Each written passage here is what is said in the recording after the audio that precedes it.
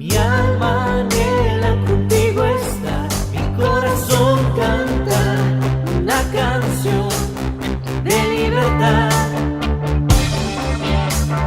Cuán hermoso es disfrutar de tu presencia y santidad, tu casa habitar, porque es mejor un instante con mi Creador que toda la eternidad sin poderle mirar.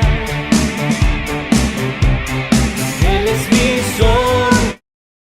Importante por la actualidad que tiene, que es Morelos y la Virgen de Guadalupe, Morelos guadalupano. Como lo voy a mostrar más adelante, me voy a basar especialmente en un libro que se escribiera aquí en el estado del padre Lauro López Beltrán, del que he hablado ampliamente en otras ocasiones. Todo esto, ¿por qué? Porque para que sepan, aunque falta tiempo para que llegue con nosotros aquí a la Vicaría de San Marcos, pero a petición de hermanos de la Vicaría de San Mateo, la zona oriente del estado, de Cuautla, colindando con el estado de México y Puebla, hablo de esto. ¿Por qué? Porque en este momento se está llevando una imagen de la Virgen de Guadalupe que fue tocada con el ayate original en la Basílica de Guadalupe. Es muy especial esta imagen. Y se está llevando por muchas parroquias del oriente del estado, de la Vicaría de San Mateo.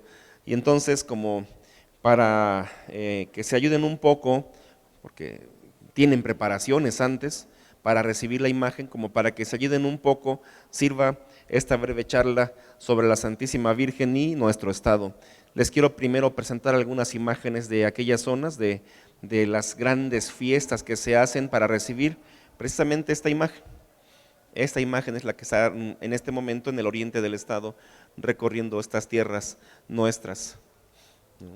Va por muchas parroquias y precisamente por eso es que quiero dar mi aportación, porque amigos de aquella zona, de diferentes parroquias, que han escuchado o que he hablado de esto, pues me han pedido que lo haga otra vez para que pues tengan un poco más de formación al respecto.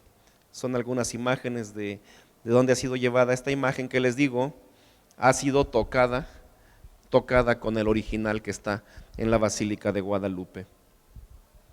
Son diferentes imágenes de lugares diferentes a donde nuestra Madre Santísima ha estado llegando en la zona oriente, en la Vicaría de San Mateo. Primero, este es el libro del que me estoy basando, que espero pronto poder digitalizar para compartirlo, porque ya no se puede conseguir hoy. Es un libro que escribió el padre Lauro en 1950. El padre Lauro fue un gran promotor del guadalupanismo y él fue el primero que hizo un estandarte. Bueno, de hecho es este estandarte el que ven ustedes aquí, que para nosotros hoy no tiene nada de extraordinario porque ya estamos acostumbrados, pero cuando lo hizo era una novedad. ¿Y cuál era la novedad? Pues que junto a la imagen de la Santísima Virgen puso aquí a este señor, que ¿quién es? Fue la primera vez que se puso a San Juan Diego junto con la Santísima Virgen. Antes de esto solamente era la pura imagen de la Virgen. Él fue el grande impulsor de la devoción de San Juan Diego, de la canonización de San Juan Diego. Y lo primero que hizo fue ponerlo junto,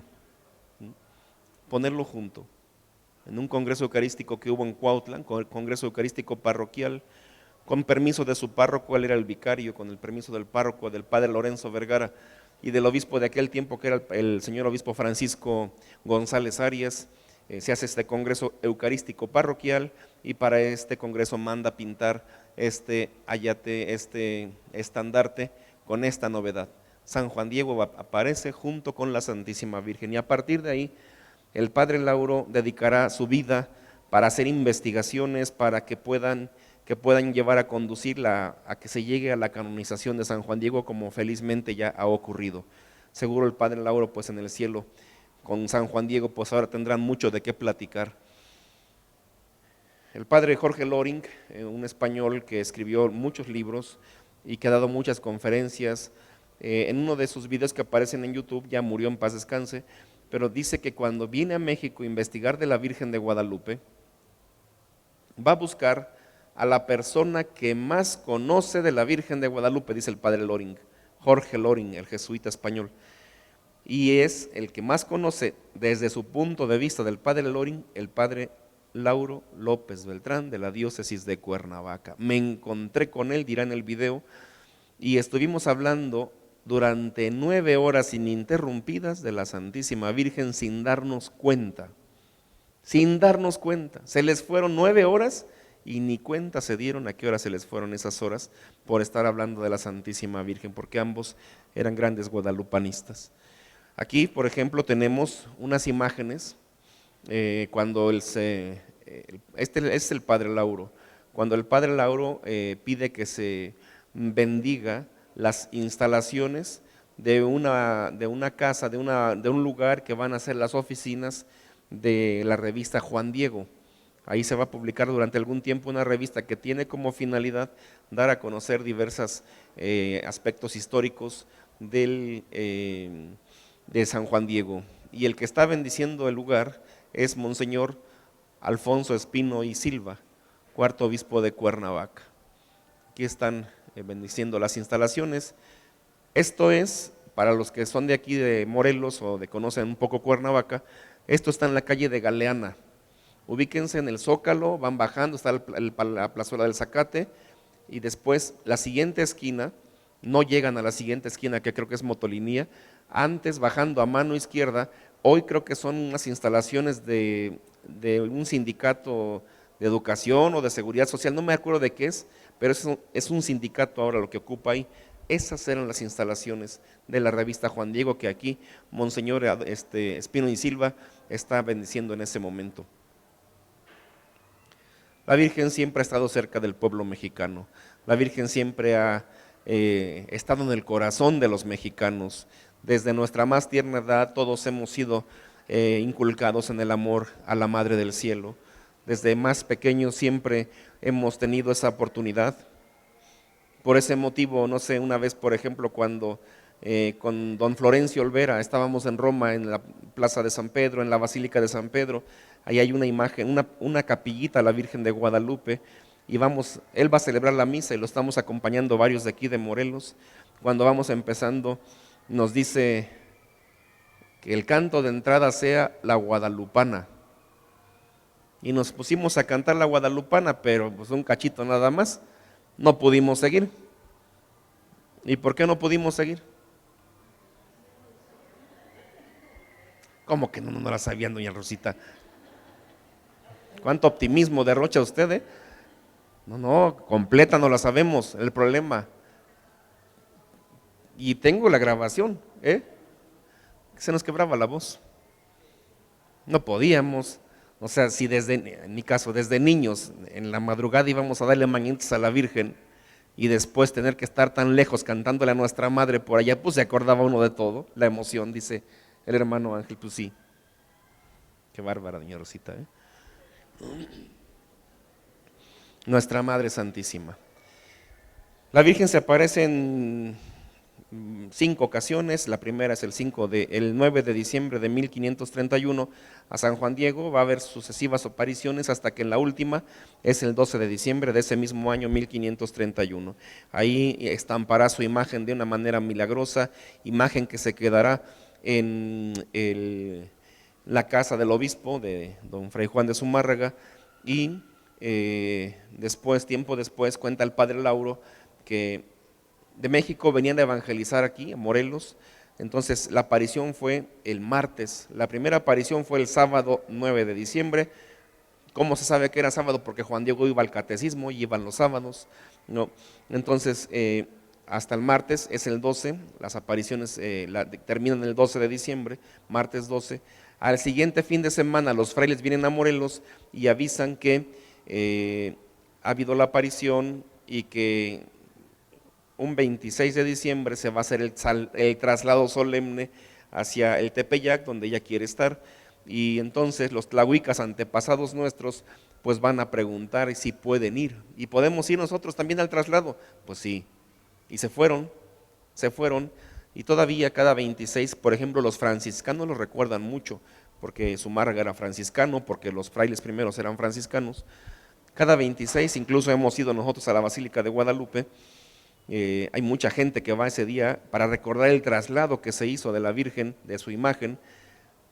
Dice el padre Lauro que fuimos la primera comunidad que peregrinó a los pies de la Virgen de Guadalupe. Los tlahuicas de aquí, de Morelos, fuimos los primeros que caminamos hacia allá. 1531, 40 años después, 1571, es la batalla de Lepanto, 7 de octubre, 1571. Pues sabemos que en esa batalla que se ganó por el rezo del Santo Rosario, que San Pío V estableció la fiesta, que para que la cristiandad recordara cuando la Santísima Virgen nos ayudó. Lo que no sabemos es que, o no se sabe mucho, que el comandante de la flota cristiana, que era el hermano del rey Felipe II, que se llamaba Juan de Austria, cuando termina la contienda y la tropa cristiana, la flota cristiana se alza con la victoria sobre los musulmanes que hasta ese momento se consideraban invencibles, a su principal estratega militar naval, el que se encarga de los barcos, que se llama Juan Andrea Doria, le va a regalar algo muy importante. Cuando empieza la batalla, se sabe que los turcos lanzaron un cañonazo hacia la armada cristiana, en señal de desafío, y la armada cristiana de la nave capitana donde iba Juan de Austria lanzaron otro cañonazo en señal de aceptación del reto. Y entonces dice en la historia que bajaron los estandartes. Del lado musulmán bajó un estandarte en color verde y con una media luna en medio, blanca, el símbolo del Islam. Y del lado de enfrente, pues un estandarte compuesto por varios, como los estados pontificios, como España, como Venecia, pero en medio iba una imagen de la Virgen de Guadalupe. En aquella batalla, la Virgen de Guadalupe nuestra, la de aquí, no la española, la de aquí. Cuando termina la batalla, Juan de Austria le entrega esa imagen de la Virgen a Juan Andrea Doria, se la lleva a su pueblo, y ahí, en un pueblo que se llama Sant'Stefano d'Aveto, al norte de Génova, hasta el momento, ahí se guarda, se custodia la imagen que triunfó en Lepanto. Por eso quise poner estas pinturas de Lepanto, de cuando la cristiandad se liberó del poder islámico en el mar. Y ahí se encuentra, arriba de las nubes, porque está muy alto, uno piensa que ya no va a encontrar nada, pero sí, después de las nubes todavía sigue el cerro, y ahí se encuentra esta basílica de la Virgen de Guadalupe que levantaron los Doria. Aquí está la imagen de la Virgen. Aquí está la plaza, como una especie de atrio donde se encuentra esta imagen, y adentro se encuentra el lienzo que triunfó en Lepanto. Se consuma la conquista, llega Zumárraga, Ocuituco tiene un trato especial porque Ocuituco se alió voluntariamente con los españoles, los caciques de Ocuituco. Cuando los españoles van de Veracruz hacia Tenochtitlán, van y se encuentran con ellos en Huejotzingo y se forman alianzas entre españoles y la gente de Ocuituco. Y entonces pues Ocuituco tiene un trato especial, casi que lo va a gobernar el obispo Zumárraga, y por eso en tantas ocasiones Zumárraga va a ir a Ocuituco. Si todavía si cuando vayan por ahí, vayan y métanse al convento, todavía hasta les enseñan a uno la habitación donde vivió Zumárraga, porque él iba mucho ahí y tenía su habitación donde él dormía cuando llegaba a visitar a este pueblo. Bueno, en una de esas ocasiones en que el obispo Zumárraga fue a Ocuituco, le llamó la atención un muchacho español que se llamaba Juan González de Sandoval, español, pero que hablaba fluidamente el náhuatl. Y entonces lo llamó: hijo, hablas muy bien, te entiendes muy bien con la gente. Y esto, saludos además a los hermanos de Ocuituco, a los amigos de allá.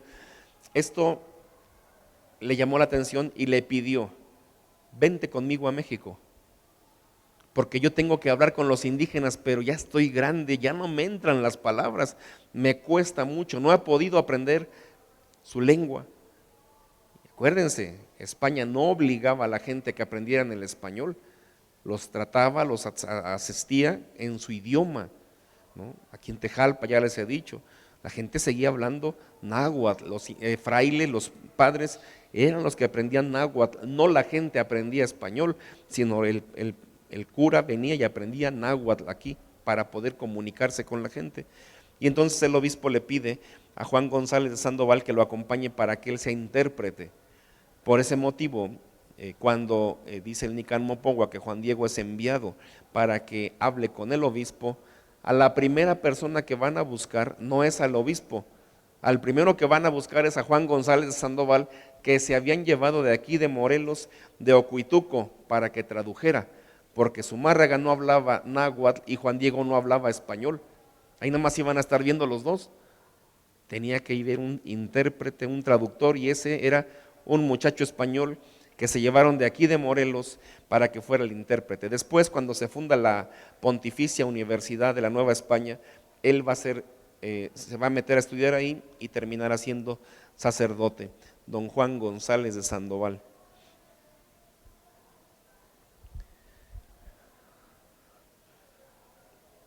Ya para cuando fue la aparición, se piensa que ya estaría la catedral. La catedral todavía, estos templos no, este templo se hizo a principios del siglo pasado y este en 1735, el de la Tercera Orden, pero la catedral ya estaría cuando fue la aparición y ahí vendrían los franciscanos a evangelizar, ahí en el centro de Cuernavaca. 26 de diciembre de 1531, lo que les digo, el solemne traslado, y ahí ocurre el segundo milagro, dice el padre Lauro, porque el primer milagro que hace la imagen de nuestra Madre Santísima, ¿cuál fue? ¿Se acuerdan? Primer milagro que hace.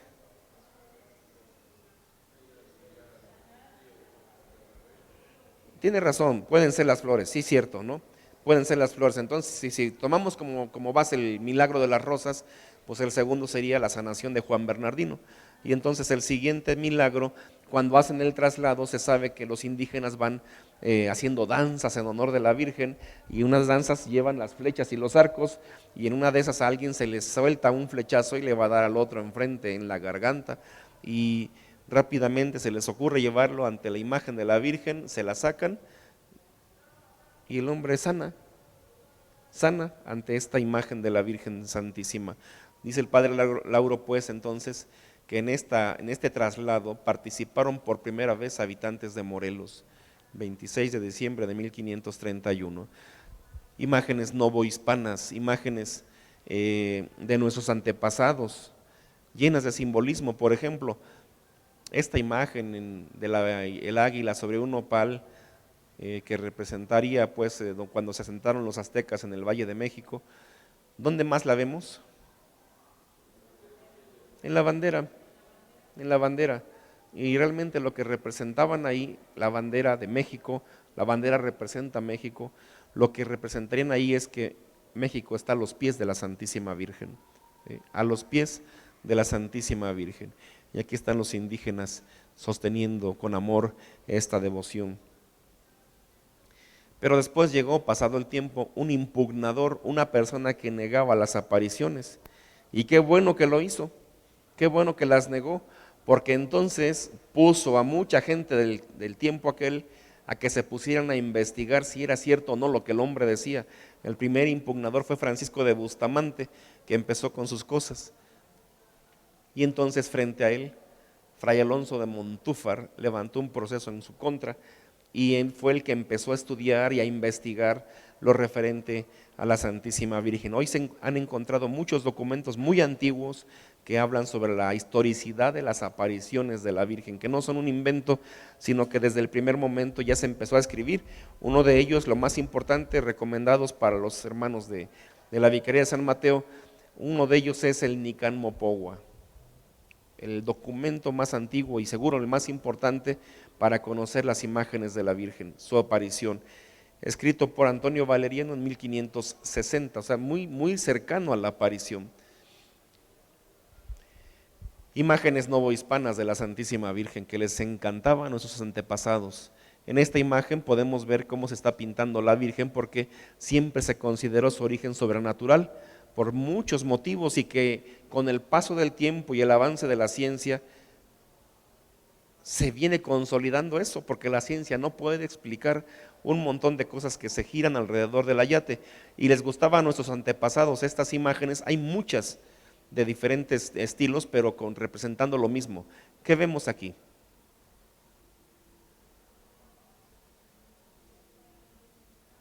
Dios Padre, que está aquí pintando, él es el que ya lleva la batuta.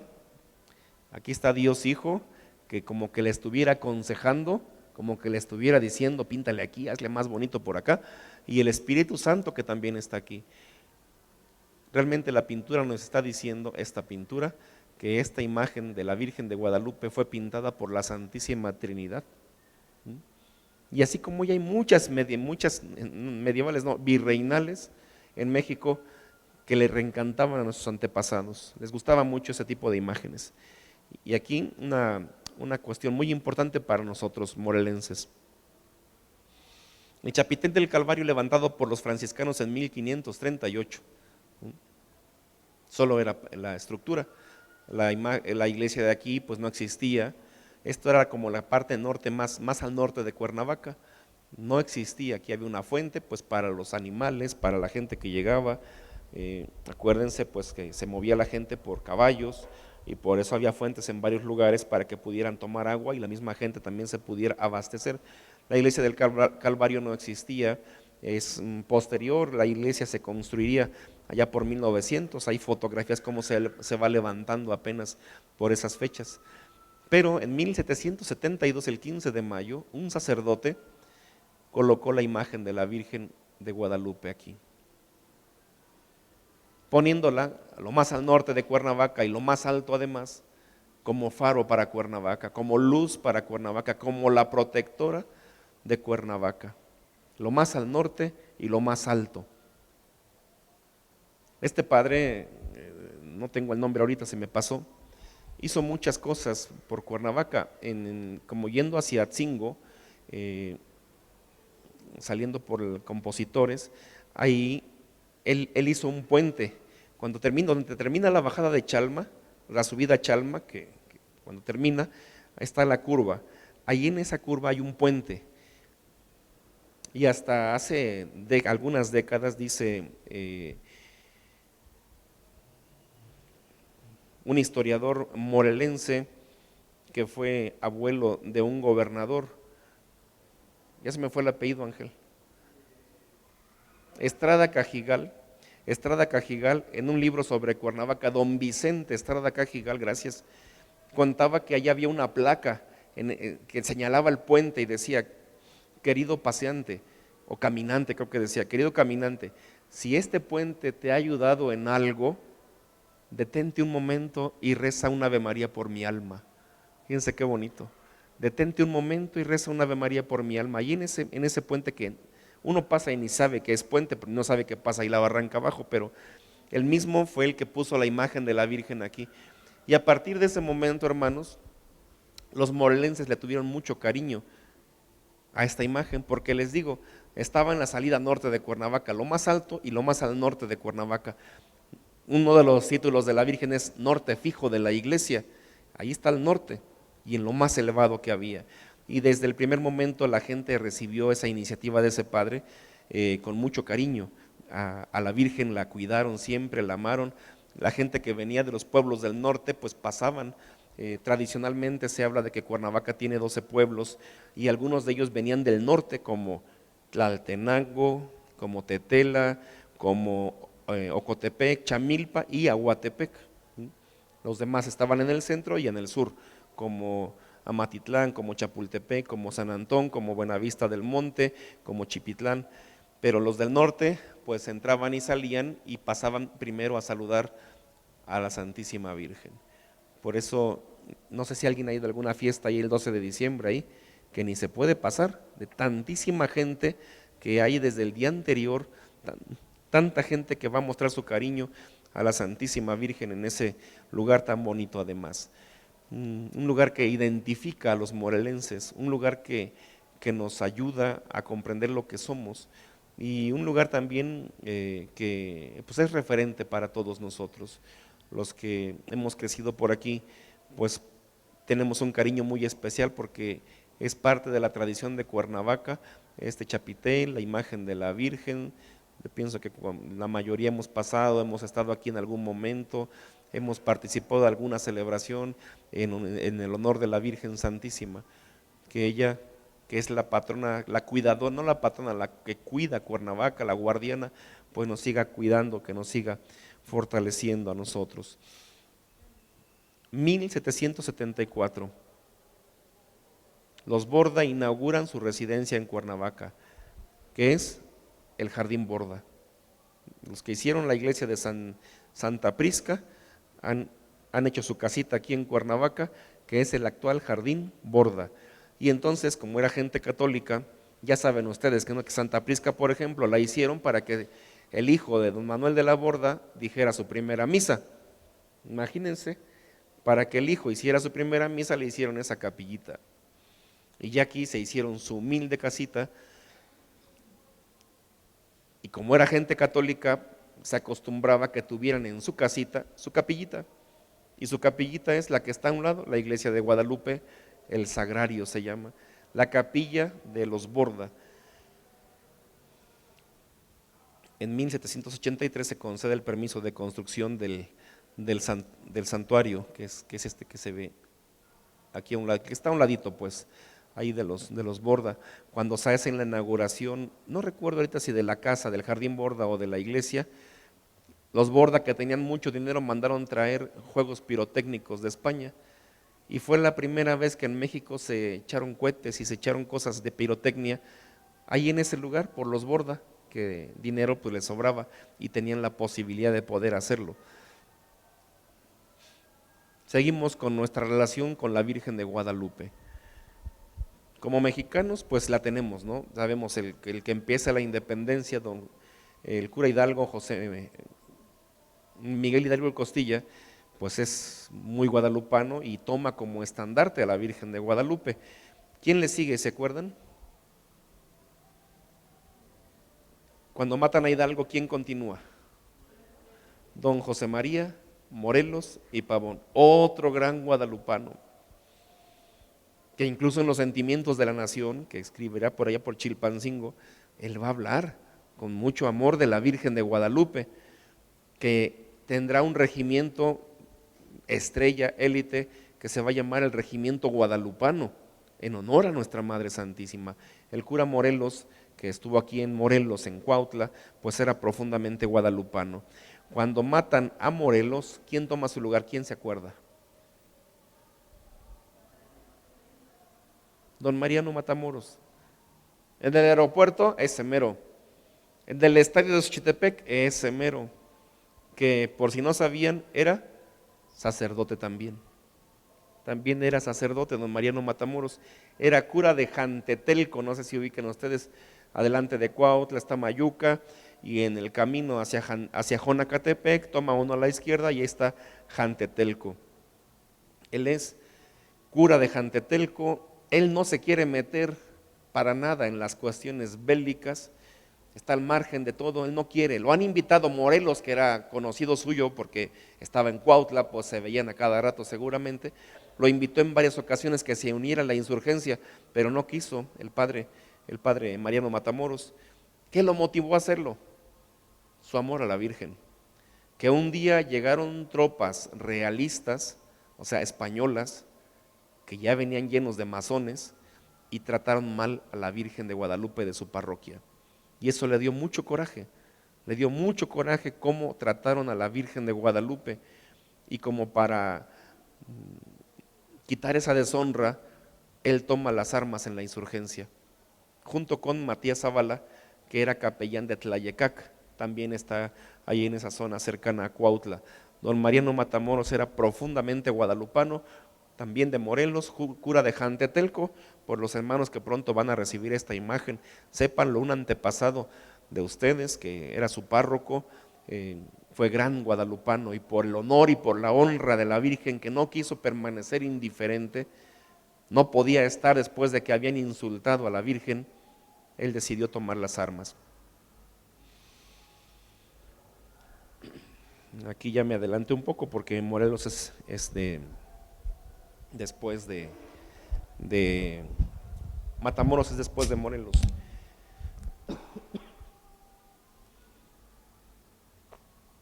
Ahí está el regimiento Guadalupe del que les hablé, y en los sentimientos de la nación creo que dice que la Virgen es patrona, defensora y distinguida emperatriz de este reino.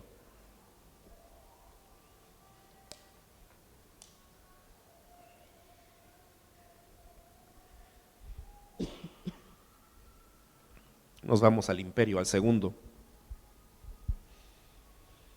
En 1865 llega Maximiliano a Cuernavaca y la iglesia de Guadalupe, la que hicieron los Borda, es declarada capilla imperial. Es la capilla personal del emperador, que en un primer momento llegó ahí a ese lugar, al Jardín Borda, y después él se haría una casa en Acapancingo, trasladaría para allá su residencia, y ahí pasa la barranca de, creo que se llama Manalco, y para cruzar la barranca, la emperatriz mandó hacer un puente que todavía se puede ver la placa ahí. Ese puente se le conoce popularmente como el puente de la emperatriz, porque doña Carlota fue la que hizo ese puente. Carlota era una mujer muy culta, se sabe que hablaba 9 idiomas.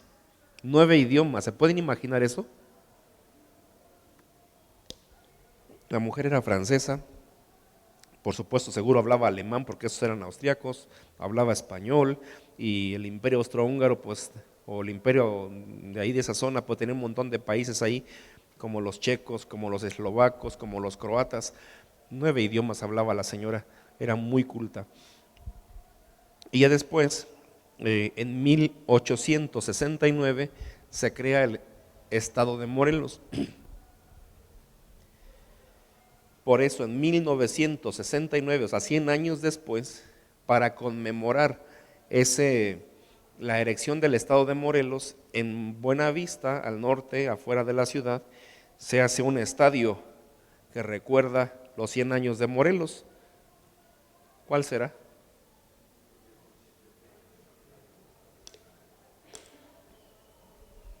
Dije Buenavista. El Estadio Centenario, tan sencillo como es, que se hizo para conmemorar los 100 años del estado de Morelos, 1969-1869. Se crea el estado de Morelos. En una ocasión el obispo a cual pertenecíamos a México, don Francisco Plancarte Labastida y Dávalos, estando en Huacalco, en una quinta, en una hacienda de ahí, se le ocurre junto con sus secretarios crear una diócesis nueva, desprenderla de México y hacer una diócesis independiente. Sus secretarios, nada más para que vean a quién traía, eran unos señores que se llamaban, uno José María Mora y del Río y el otro Francisco Orozco y Jiménez. Si les suena, uno fue después arzobispo de México y el otro fue arzobispo de Guadalajara. Se creó la diócesis de Cuernavaca en 1891 y el primer obispo que se nombra para esta tierra, para esta nueva diócesis, es don Fortino Hipólito Vera y Talonia, cuya característica principal que tenía era que era profundamente guadalupano. Escribió 2 grandes obras, Tesoro Guadalupano y La milagrosa aparición de Nuestra Señora de Guadalupe. Incluso por ser tan guadalupano, tuvo hasta problemas para tomar el obispado.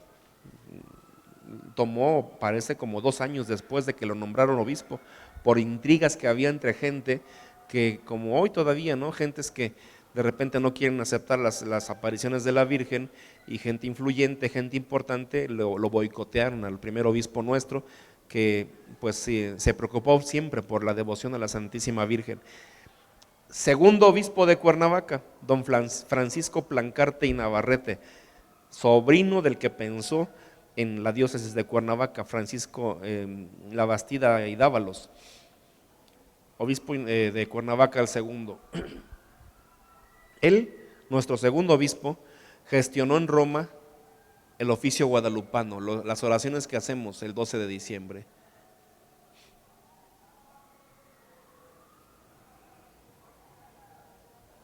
Se consiguió que la Santa Sede permitiera la coronación de la imagen de la Virgen de Guadalupe, una coronación pontificia.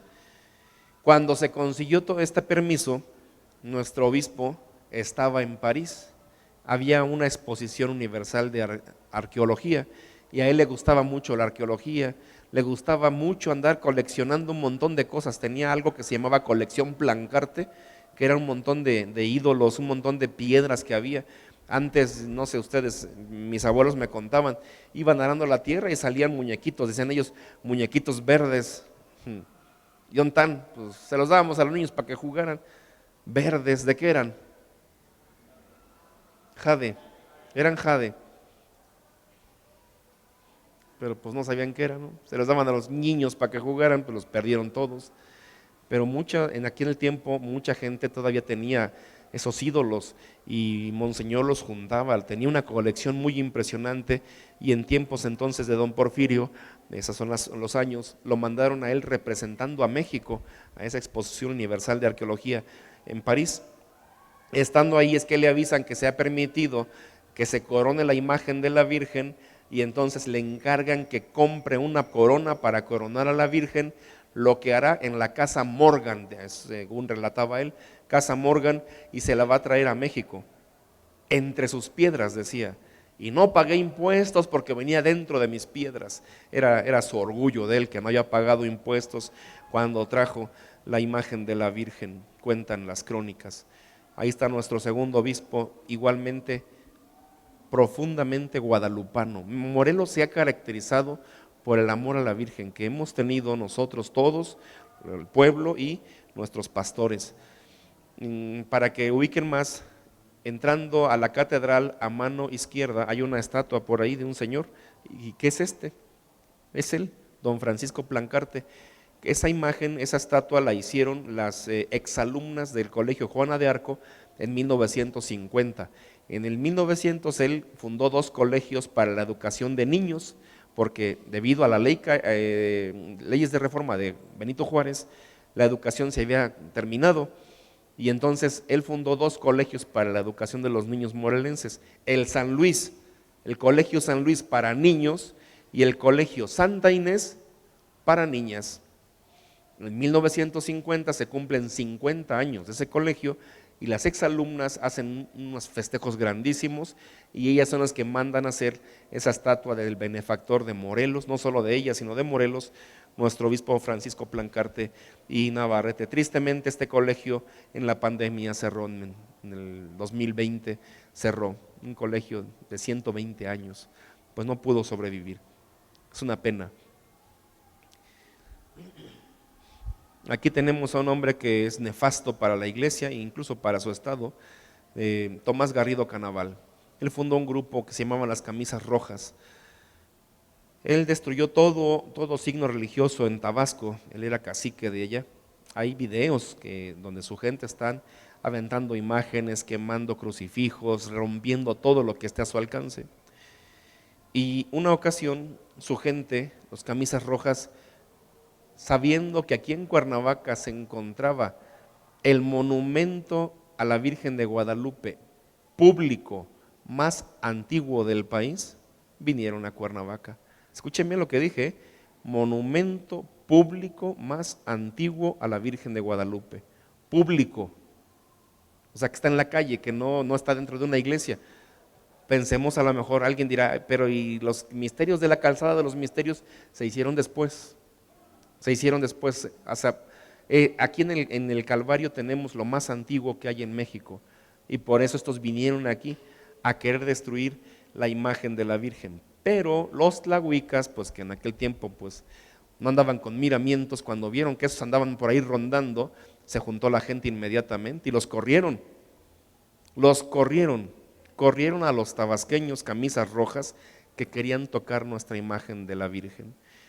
Se fueron esos para el norte del estado, de la ciudad, que Cuernavaca terminaba unas casas adelante, ya no había nada, hasta el pueblo de Tlaltenango, por ahí se quedaron y esperaron que llegara la noche, y en la noche, pues la gente no se esperaba eso, y en la noche llegaron y destruyeron la imagen de la Virgen, la lazaron y se la llevaron por la calle de Matamoros hasta que se hizo pedazos, ¿no? La destruyeron. Bien valientes, así son ellos, y la gente así bien valiente, ¿no? No pudieron enfrentarse a nuestros antepasados cuernavacenses y entonces lo hicieron en la noche, cuando la Virgen ya no tenía quien la defendiera, ¿no? Bien valientes, suelen ser así. Y entonces no faltó quien juntó todo, se lo llevaron a Tlalpan un tiempo, lo regresaron y el 31 de mayo es una fiesta muy especial de 1939, se restituye la imagen. Ahí vemos cuando la gente llevó otra vez la imagen ya restaurada, porque se juntaron sus pedazos. Cuando vuelvan a ir por ahí, miren bien la imagen, se ven los pedazos cómo están, se ve como armada ahí, porque así fue lo que hicieron. Miren, en esta casa la reconstruyeron. Esta casa se encuentra aquí, esta es la calle de Galeana y esta es la calle de Abasolo, la de los Pullman. Esta esquina, en esta esquina que decían a las Cumbres de Galeana, le llamaban así, aquí se reconstruyó en la casa de una maestra que en este momento olvidé su nombre. Una maestra aquí se reconstruye esta imagen y de aquí nuestros antepasados van a llevar la imagen al Calvario para ponerla en el lugar que le corresponde como protectora de Cuernavaca. Ahí la llevan ya nuestros antepasados, ya reconstruida la imagen.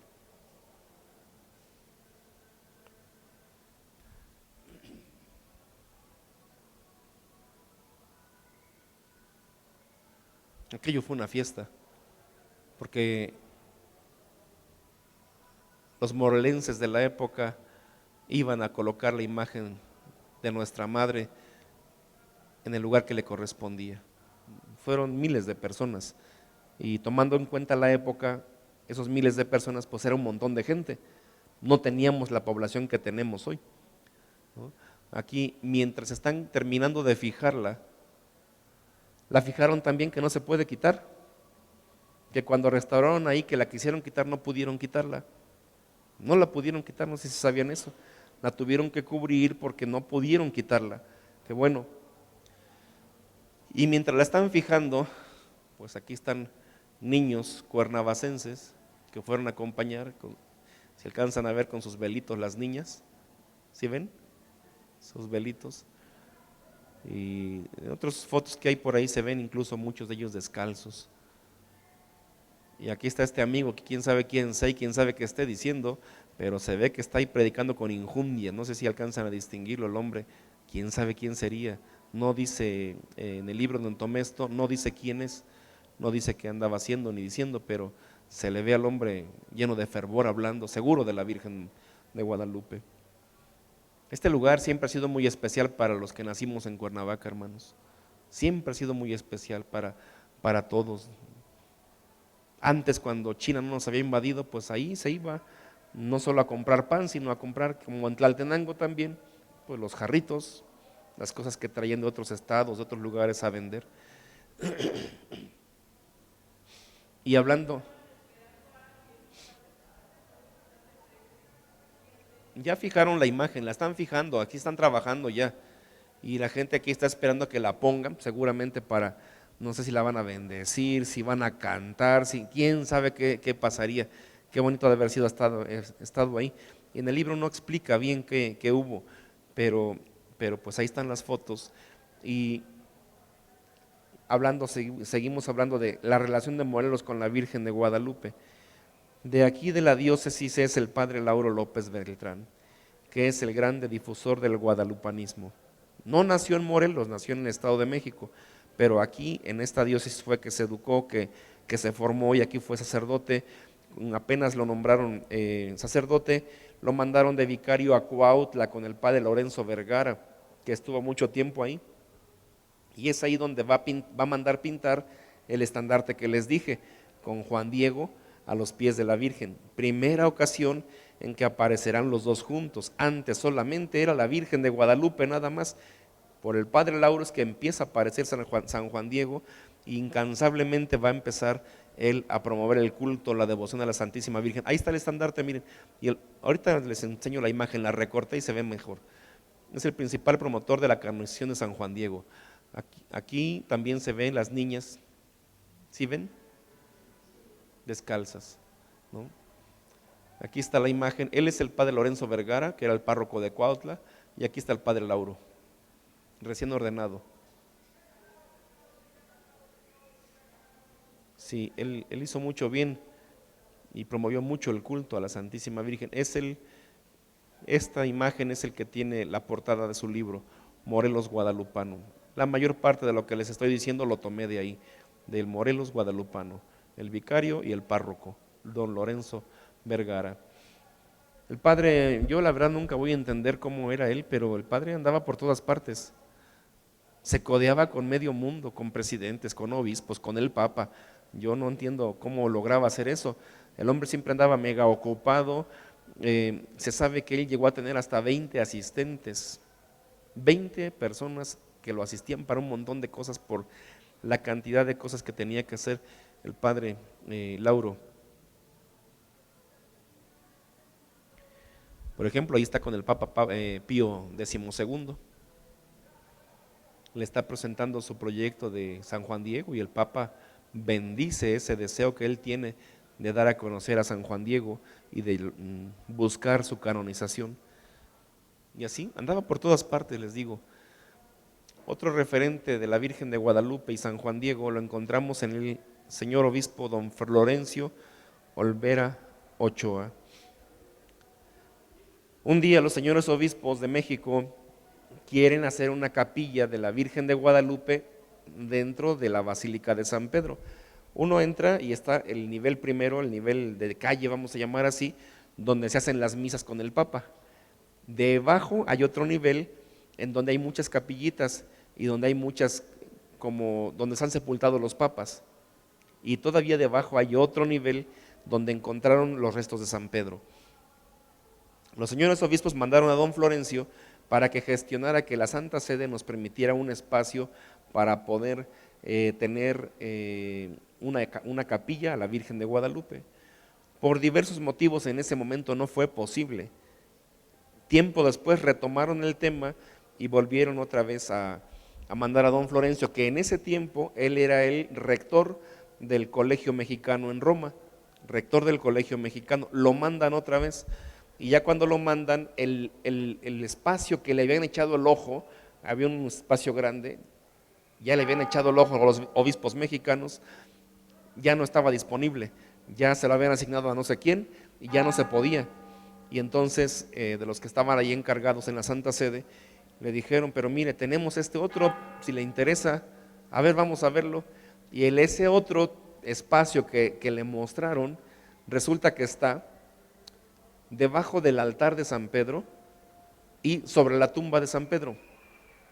O sea, un lugar bien especial, hermanos, bien especial. O sea, salimos ganando, porque actualmente la capillita de la Virgen de Guadalupe en San Pedro está debajo del altar y si seguimos prolongando la caída, debajo está la tumba de San Pedro. Ahí estamos.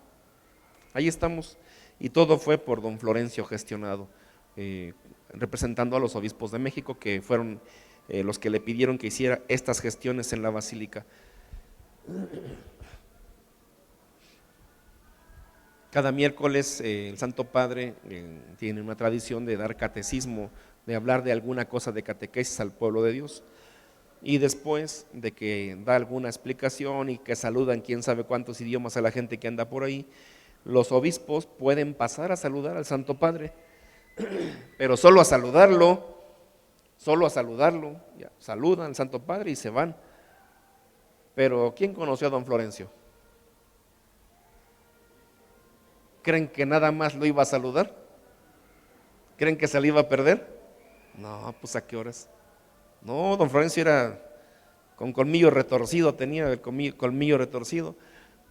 Siempre hay fotógrafos de la Santa Sede que toman imágenes profesionales, y ya cerca de ahí en las oficinas de un periódico que se llama Observatorio Romano, uno puede comprar esas fotos. Bueno, esa foto la tomaron allá la compré. En ella, en esta imagen, si ven bien las manos, se están tomando de la mano el Santo Padre Benedicto y don Florencio. O sea, a los ojos de todos es el Papa el que está agarrando al obispo, pero realmente no era así. Era don Flor que no soltaba al Papa y quién sabe qué le estaba platicando. Entonces nosotros nos fuimos en la parte de atrás para esperar al señor obispo que saliera, ¿no? Entonces van pasando los señores obispos y sale uno y sale otro y sale otro y de repente no sale nadie y pasan otros minutos y no sale nadie y dijimos, don Flor está con el Papa. Y dicho y hecho, el siguiente que salió era don Florencio. Perdón, es que me tardé porque le estaba platicando que no sé qué tanto. Ya sabíamos que era él, ¿no? Ya sabíamos, es puro saludo, pero él se quedó a platicarle. Así era don Florencio, que en gloria de Dios ahí está, con su santidad Benedicto XVI. Y esta es la capillita de la Virgen de Guadalupe en el Vaticano.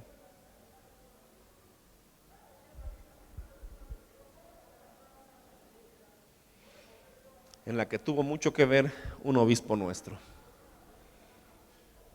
Nuestra imagen de la Virgen está por todas partes, hermanos. Por todas partes están las imágenes de la Santísima Virgen.